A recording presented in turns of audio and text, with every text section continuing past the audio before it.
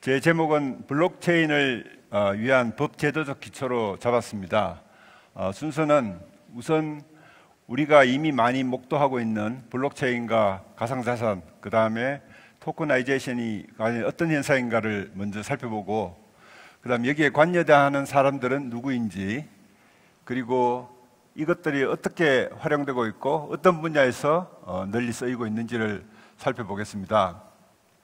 그 다음 이런 현상을 보면서 우리가 최근 몇 년간 규범에 어떤 영향을 미칠지, 어떤 규범을 필요로 할지에 대해서 많이 고민하고 있습니다. 그래서 우리가 갖게 되는 법적인 질문을 살펴보고, 그 다음 그럼 우리가 어떤 목적을 위해서 새로운 법을 정립을 해야 되는 건지 보겠습니다. 그리고 전반적으로 어떤 법률들 분야에서 어떤 이슈로 앞으로 정립과 제정과 개정을 필요로 하는지를 보고, 마지막으로는 지금 실제로 과기부와 인터넷진흥원에서 기술과 산업을 장려하고 또 더 나아가서 지원할 수 있는 그런 어떤 목적의 법안을 고민을 하고 있습니다. 그거에 대해서 간단하게 소개해 드리는 것으로 진행하겠습니다.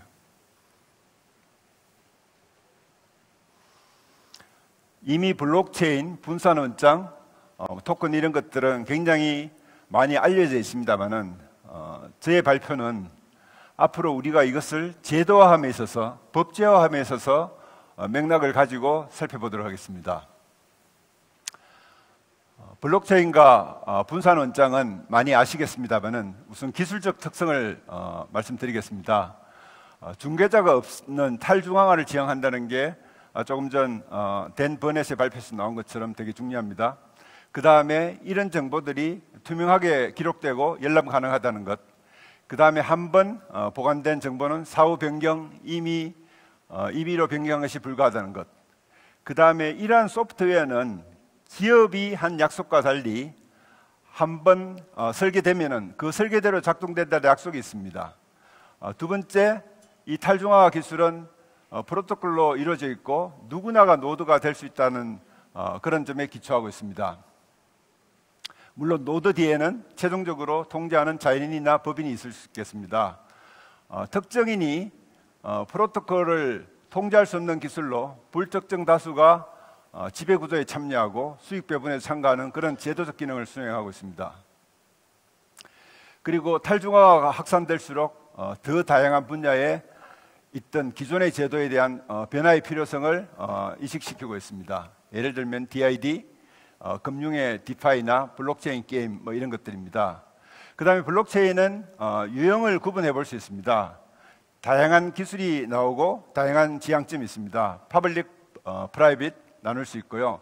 허가형, 비허가형 이렇게 나눌 수 있는데, 최근에는 퍼블릭이면서 이 허가형으로 하는, 그래서 양쪽 장점을 살리는 그런 어떤 기술도 발전하고 있습니다. 마지막으로 토큰은 블록체인 기반 분산원장에 기재되어서 전자적으로 표창되거나 더 나아가서 전자적으로 이전 거래될 수 있는 모든 정보에 관한 전자적 정표라고 말씀할 수 있는데, 이것들은 전자적으로 어떤 권리를, 지위를 보관, 소유, 이전할 수 있도록 캡슐화한 데이터 세트라고도 말씀드릴 수 있겠습니다. 그 다음에 각국의 법령상에서는 상한 용어를 쓰고 있으니 그 부분은 감안해서 보셔야 될 것 같고요. 그 다음 바로 이 토큰은 네트워크를 운영하는 기업의 독점에서 웹2까지 그렇게 말씀드릴 수 있겠습니다. 이제 커뮤니티가 이 부분에 권한을 가져올 수 있는 그 부분을 가능케 하는 핵심 기술이라고 할 수 있겠습니다. 그럼 과연 우리가 법제도를 논의하기 전에 이 어떤 참여자들이, 어떤 행위자들이 이 생태계에 관여하는가를 보겠습니다. 비교적으로 중앙화된 디지털 생태계에서는 심플합니다. 비교적 서비스 공급자가 있고 SI 개발자가 있고 그 다음에 이용자로 구성이 되어 있습니다. 그렇지만은 블록체인에서는 그 소프트웨어 개발자가 있고, 그 다음 채굴이나 검증을 하는 노드들이 있습니다. 그 다음 이것을 써주는 사용자들이 있고, 더 나아가서 여기에 컨텐츠를 보태는 창작자들이 있고, 그 다음 오프체인의 정보를 온체인으로 전달하는 오라클이 있습니다. 그다음 실제로 현실에서는 이 탈중앙화가 진전이 되고 있지만은 기존에 잘 짜여진 중앙화된 시스템과 조금씩 그 경계면을 만들면서 공존하고 있다고 보겠는데요. 그래서 지금까지는 중앙화된 중개자도 이 토커나이제이션, 토큰 생태계에서 굉장히 큰 역할을 하고 있습니다. 그 다음 블록체인 토큰화가 과연 어떤 분야까지 활용되고 쓰여지는지를 보겠습니다. 우리한테 가장 먼저 다가온 것은 크립토 네이티브, 그 자산들이 투자의 대상으로 많이 다가왔습니다. 그 다음 두 번째, 우리나라에서도 이미 토큰 접근 가이드라인이 나왔습니다만은 기존의 정권을 토큰화하는 부분들입니다. 그 다음 크립토 네이티브 토큰이 다양하게 그 온체인에서 지급수단으로 쓰이고 있고, 더 나아가서 옵체인의 거래에도 지금 쓰여지고 있습니다. 스테이블 코인이 그 대표적인 거겠죠. 그 다음 더 나아가서 토커나이제이션, 부동산이나 기금속 같은 실물자산의 토큰화도 많이 활용되고 있고, 앞으로 이 실물자산의 토큰화가 우리의 어떤 자산이나 경제 구조를 많이 변화시킬 거라고 예상들을 하고 있습니다. 그리고 버넷이 이미 발표한 것처럼 DID 부분이 있습니다. 그러면 이런 현상을 목격하고 많은 혼란과 우려들도 있었고, 많은 기대와 전망들도 나왔습니다. 그렇지만은 법적 관점에서, 제도적 관점에서 자연스럽게 우리들한테 다가오는 질문들이 있겠습니다.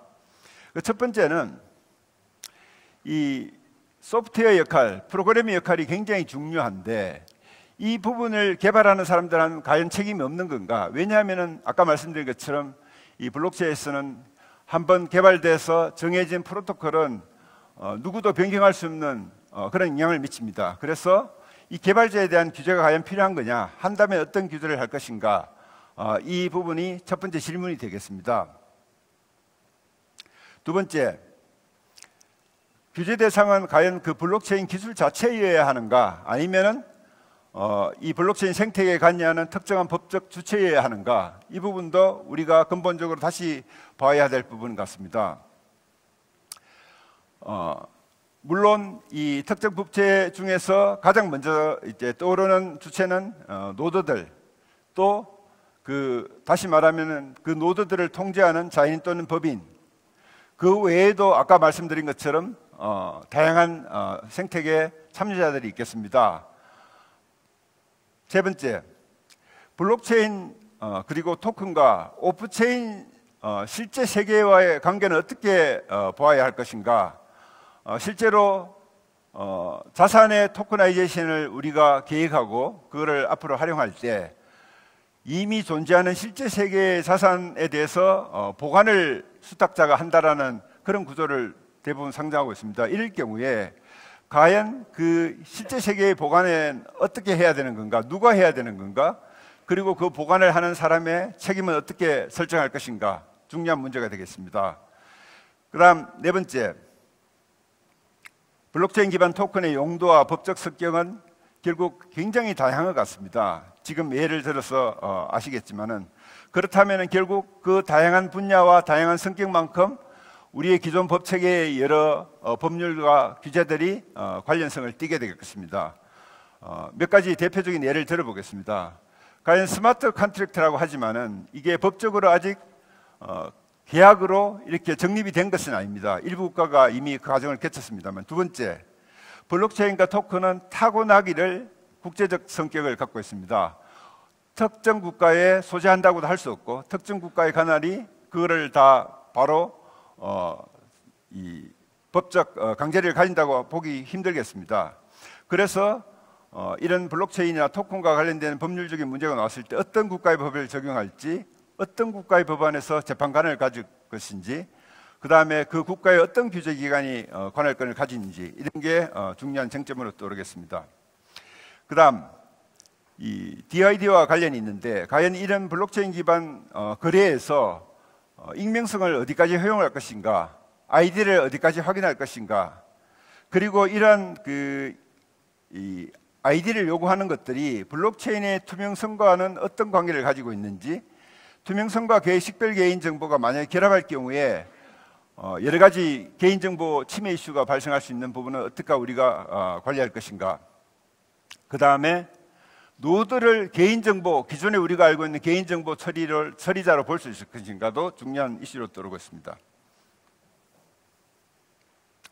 그러면은 이제 법 제도의 정립으로 넘어오겠습니다.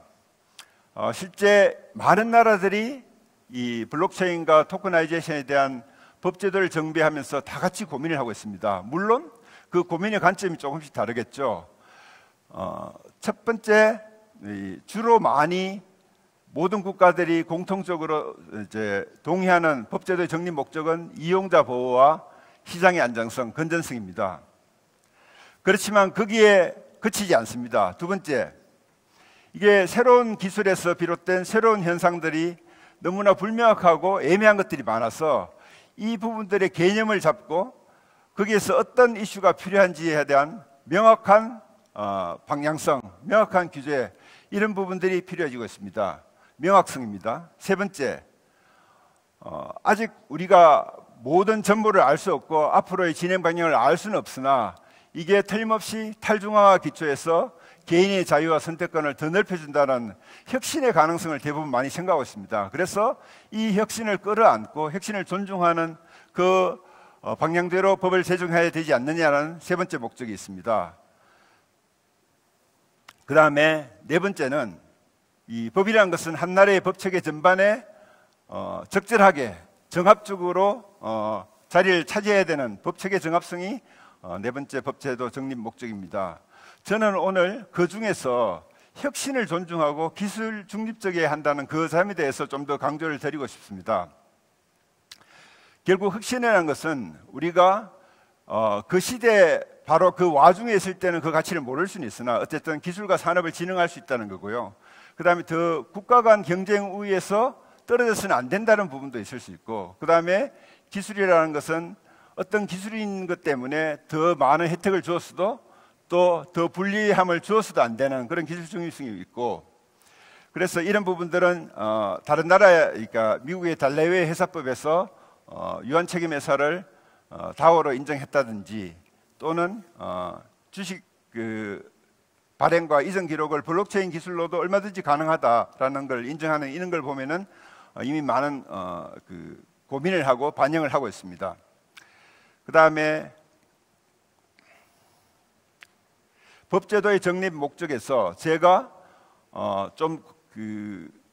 우리가 역사적 사례에서 이게 기술과 사회경제 혁신 또 그것들을 법제도가 어떻게 끌어안는지 부분에 대한 사례를 대표적으로 한번 비교를 해보는 시간을 갖겠습니다. 가장 대표적으로 산업혁명, 그 다음에 인터넷혁명, 그리고 지금 우리가 통과하고 있는 블록체인과 웹3를 살펴보겠습니다. 어쨌든 각자가 신기술을 가지고 있습니다. 이미 너무 잘 아니까 따로 말씀드리지 않겠습니다. 그게 결국 각 기술들이 사회경제적 혁신을 가져왔습니다. 산업혁명은 제조업이 확대되고, 그 다음에 산업에 투자할 대규모 자본 조달이 필요했죠. 그 다음에 인터넷혁명은 자유로운 정보의 생성과 흐름이라는 그 이전에 겪어보지 못한 새로운 세상을 열어줬죠. 그리고 물론 그게 웹1, 웹2를 거쳐서 지금 웹3에 블록체인으로 왔습니다만, 블록체인에서는 결국 이미 말씀드린 것처럼 탈중앙화와 더 많은 거래와 자산을 개인들이 더 많이 값싸고 빠르고 안전하게 활용할 수 있다는 이런 어떤 혁신을 가져왔습니다. 그런데 이 혁신들이 다 그 시대별로 엄청난 논쟁을 불러일으켰습니다. 산업혁명 때는 큰 자본의 조달이 필요성이 생긴데 과연 이걸 어떻게 해결할 것인가? 그러면은 법인이라는 전혀 그 이전에 없던 새로운 법인격을 만들 것인가? 또 그 법인격을 이제 만든 그 주주들한테 유한 책임을 줄 것인가가 굉장히 뜨거운 논쟁이 있었습니다. 좋은 점도 있지만은 그게 결국에는 요즘 쉽게 말하는 먹튀라든지 어떤 그 관여자들의 피해로 끝이지 않을까라는 우려가 있었습니다만은 새로운 법 체계는 주식회사를 법으로 만들었습니다. 영국이 제일 빨랐죠. 이 핵심은 그겁니다. 이 새로운 법계를 만들었다. 그 다음에 거기에 투자하는 주주들한테 유한 책임을 인정했다. 굉장히 혁명적인 거죠. 그로 인해서 더 많은 산업이 발달했습니다. 그리고 여기에 또 우리가 주목해야 될 것은 개인의 입장에서 그 전에 이런 기회를 갖지 못했던 개인들 입장에서는 주식이라는 새로운 자산을 가지게 됐죠. 그래서 이런 생태계들이 엄청 발전했고 지금 자본주의의 핵심이라 될 수 있습니다. 그런데 인터넷 혁명은 그런 이 혁신을 가져왔는데 결국 그 부분에 대해서는 미국이 앞서서 그걸 적극적으로 규제를 만들고 제도를 꺼내서 안정화시키고 가장 먼저 발전을 했죠. 다만 여기에서는 이 결과적으로 글로벌 빅테크가 플랫폼을 독점하는 문제, 그로 인한 데이터와 수익을 독점하는 그 문제 때문에 우리가 블록체인에서 고민을 하게 있다고 보겠습니다. 그리고 이때 법체계는 이 서비스에 대한 다양한 규제 부분을 만들었고, 그렇지만은 산업혁명 때와 다른 것은 개인한테 새로운 자산 클래스를 주지는 못했습니다. 그래서 그런 더 많은, 더 넓은 범위의 법체계의 정립은 사실은 필요 없었다고 보여집니다. 그런데 블록체인은 이미 새로운 혁신이 있었고, 그 다음에 논쟁은 여전히 뜨겁습니다. 과연 크립토 네이티브 토큰이 내재적 가치가 있는 거냐? 역시 우리나라에서 아직도 굉장히 논쟁이 되어 있고 우리 제도 내에서 깔려 있는 이슈입니다. 그 다음에 과연 이 탈중앙화라는 게 우리의 모든 제도를 대체할 수 있을 것인가? 그 다음에 이 중앙화 시스템하고 여러 가지 충돌을 할 수가 있습니다. 이런 어떤 논쟁들이, 고민들이 있습니다.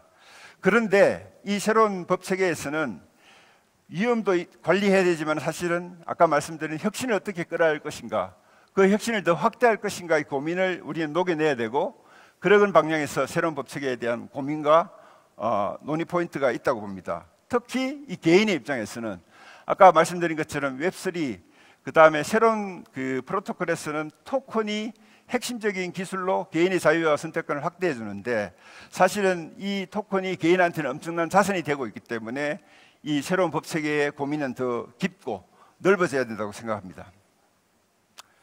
그래서 제가 드리고 싶은 말은, 결국 혁신이라는 것은, 기술에서 비롯된 혁신이라는 것은 그 시대 정신에 맞는 법제도가 있어야만 꽃을 피운다. 그래서 법제도의 정립은 중요하다. 만약에 이 전 세계가 고민하는 이 대목에서 우리가 뭔가 리드를 할 수 있으면 그만큼 산업을 리드하고 혁신을 리드할 수 있다. 그래서 제가 이런 고민을 많이 하는 과정에서 여러 가지 책들을 좀 보게 됐는데, 여기서 보는 책들이 다 결국엔 그 주제인 것 같아요. 크리스 딕슨의 Lead Right On, 그 다음에 에르난드 데수터 페루 경제학자입니다. 자본의 미스터리에서 왜 선진국들은 잘 사는가, 그 다음에 몽테스키의 오래전 법의 정신에서도 결국에는 그 시대에 맞는, 그 시대 사람들이 원하는 법을 만드는 것이 진정한 법이다라는 그런 걸 설파했습니다.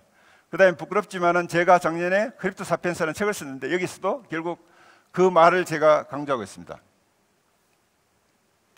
그러면은 이제 구체적으로 어떤 법 분야가 필요한 거냐 보겠습니다. 물론 여기는 예시적입니다. 너무나 광범위해서 다 열거하기도 힘들겠죠. 첫 번째, 사실은 이미 많은 분쟁들이 조금씩 생기고 있는데, 이 토큰에 관한 분쟁이 일어나더라도 정확히 해결이 안 됩니다. 이게 토큰의 성격이 뭔지, 가상자산의 법적 성격이 뭔지, 양도를 하려면 어떻게 해야 되는지, 그 다음에 강제 집행의 대상이 아직은 되고 있지 않습니다. 특히 다오라는 현상도 생기지만 그게 법제화되지 않아서 다오가 법적 주체가 아직은 되지 못하고 있습니다. 형법, 이미 문제된 것처럼 몰수의 대상이냐, 이 재산범죄의 대상이 될 수 있냐가 아직 불명확합니다. 지식재산권법, 지식재산권 새로운 어떤 이 블록체인 관련해서 많은 생성되는 다양한 IP가 있는데, 그거를 기존의 지식재산권과 어떻게 좀 차별화돼서 보호하고 권리 조정할지 문제입니다. 규제는 이미 너무 잘하신 것지만 수많은 규제들이 이미 다가오고 있습니다. 특검법, 가상자산 이용조법 물론, 그 다음에 정권형 토큰에 관한 자본시장법, 그 다음에 전자금융거래법, 스테이블 코인과 지급결제 토큰을 앞으로 어떻게 법적 지위를 안칠지에 대해서 그 법이 개정될 수도 있습니다. 애국환규제법, 그 다음에 신분근거법령, 개인정보법, 전자서명법, 전자문서, 전자거래기본법, 그 다음에 더 나아가서 공정거래도 역시 해당 사항이 있습니다. 그래서 글로벌 동향을 살펴보고 마지막으로 제가 말씀드린 그 현재 블록체인 기본법에 대해서 중요한 쟁점에 대해서 말씀드리겠습니다. 첫 번째, 미사법은 이미 말씀드렸지만은 글로벌리 많은 진전이 있습니다. 유니드로라는 국제사법통일위원회가 있는데 여기서는 작년에 가이던스를 내서 앞으로 여러 나라에서 미사법을 만들 때 이러이러한 것들을 참조해라라는 그런 어떤 굵직한 내용들을 발표를 했습니다. 리히텐슈타인은 아주 소국이지만 사실은 토큰과 신뢰기술 서비스 제공자법, 길죠? 그렇지만 블록체인법이라고 많이 부르는데 이걸 만들어서 민사법과 규제법을 같이 하나의 법으로 만들었습니다. 그 다음 다오에 대해서는 미국 와이오밍주는 이미 유한회사법, 책임회사법에서 하나의 법적 주체로서 인정을 했습니다. 스마트 컨트랙트 많은 나라에서 각자의 논의를 하고 있지만 영국 같은 경우에는 스마트 컨트랙트는 계약으로서 효력이 있다는 그 결론을 거의 이르렀습니다. 그 다음에 국가별로 이 규제가 많이 좀 다른데요. 일단 그 국가가 네거티브 규제를 택하느냐 포지티브 규제를 택하느냐 차이가 있고, 그래서 용어도 다릅니다. 암호자산, 가상자산, 디지털자산 다르죠. 미국은 연방 차원의 법률은 아직은 없지만 사실은 법안들이 몇 개 나왔습니다. 이번 차기 대통령 트럼프가 크립토에 굉장히 우호적인 공약을 했었고, 그 다음에 이번에 며칠 전에 지명된 상무장관, 재무장관들이 전부 다 크립토 신화적인 사람들입니다. 그래서 아마 제도와 법도 빨라질 것 같은데요. 공화당이 이미 상원과 하원을 다수를 점했죠. 그래서 FIT 21이라든지 디플로잉 블록체인 액트의 통과 여부를 유심히 지켜볼 필요가 있고, 이유는 미카가 이미 아주 포괄적인 만들었고, 일본은 자본결제법에서 암호자산 사업자를 인정했고 일찍, 그 다음에 지금 스테이블콘까지 법제화했습니다. 그 다음 정권 부분은 뭐 따로 말씀드리지 않겠습니다. 그러면은 블록체인 마지막입니다. 블록체인 기본법은 지금 우리나라는 이용자 보호라는 입법 목적에 굉장히 많이 좀 치우쳐 있습니다. 그 자체는 당연히 좋고 긍정적인 거죠. 그렇지만은 다른 입법 목적과 균형을 얼마나 갖고 있는 거냐, 그리고 혁신을 꾀하기 위해서 그걸 충분한 거냐는 질문을 우리는 계속 던져야 될 것 같습니다. 그런 의미에서 블록체인 기법은 그런 균형을 지향하는 그런 법이라고 볼 수 있고, 일단 기술 적립성을 전제를 하고, 그 다음에 활용 분야와 용도를 다 포괄하겠다. 어떤 자산의 측면, 금융의 측면 이런 게 아니라 이 기술이 생산하는 이 기술이 등장시킨 여러 가지 그 분야와 용도를 다 포괄하겠다. 그 다음에 기술과 산업을 진흥하는 부분도 같이 고민하겠다. 이게 취지라고 보시면 되고요. 그 다음에 이 외국에서도 이런 입법례들이 많은데 이런 것들도 저희한테는 인사이트가 되고 있습니다. 일단 몰타 같은 나라에서도 이미 혁신기술 조정 및 서비스법이라는 게 있고, 리히텐슈타인 말씀드린 블록체인법, 유럽에도 유로피언 DLT 파일러 레이짐이라는 이런 발표가 있었고요. 그 다음에 디플로잉 블록체인 액트는 미국이 전 국가적으로 미국 상무부를 주무부서로 해서 여러 가지 리딩하겠다는 그런 의지가 보이는 법안이 나와 있습니다. 그래서 논의 경과 주요 내용을 간단히 말씀드리겠습니다. 아주 뭐 짧게 그냥 핵심만 말씀드리겠습니다. 일단 그 법안의 제목은 블록체인 기반법으로 이렇게 가칭을 하고 있고요. 그 다음 여기에는 가계부나 인터넷진흥원, 그 다음에 이제 저희 용역을 수행하는 법무법인, 또 법학 교수, 행정학 교수, 컴퓨터과학 교수, 애트리 연구원 이런 부분들께서 해서 이 굉장히 다양한 시각, 균형 있는 결론을 도출하기 위한 다양한 관점을 녹여내고 있습니다. 그 다음에 입법 이유까지 지금 작성 중이고요. 여기에 간단하게 기본 법안의 주요 내용을 소개해드리겠습니다. 일단 명확성을 위해서, 이 명확성은 시장을 위해서, 참여자를 위해서, 이용자를 위해서, 또 규제 당국을 위해서 다 필요한 부분인 것 같습니다. 그러니까 정의하는 용어를 정했는데 분산 원장 블록체인 기술, 블록체인 산업, 사업자, 이용자, 토큰화, 스마트 컨트랙트, 신원 확인 정보, 그다음에 분산 ID 기반 신원 확인 서비스 이런 것들 주요 용어를 해서 정의를 하고 있습니다. 그다음에 중요한 내용을 몇 가지 소개해드리면, 분산 원장은 블록체인 기술을 이용했다는 이유로 효력이 부인되지 아니한다. 차별 금지 원칙이라고 하겠습니다. 스마트 컨트랙트 역시 마찬가지로 그렇게 스마트 컨트랙트를 이용했다는 이유로 효력이 부인되지 아니한다라는 정도의 어떤 규정을 출발점을 하고 있습니다. 그 다음에 국가지방자치제는 산업진흥에 필요한 시책을 수립 시행해야 된다. 그 다음에 이 네거티브 레귤레이션의 정신을 좀 담기 위해서 누구든지 블록체인 기술 또는 토큰의 개발과 관련된 행위를 할 수 있다.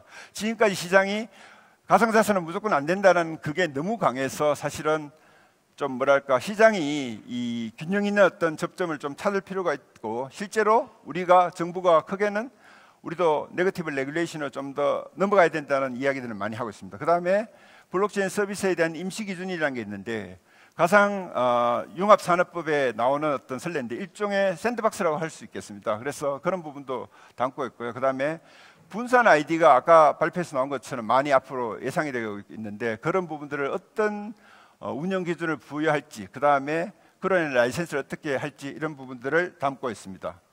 예, 이것으로 마치겠습니다. 감사합니다.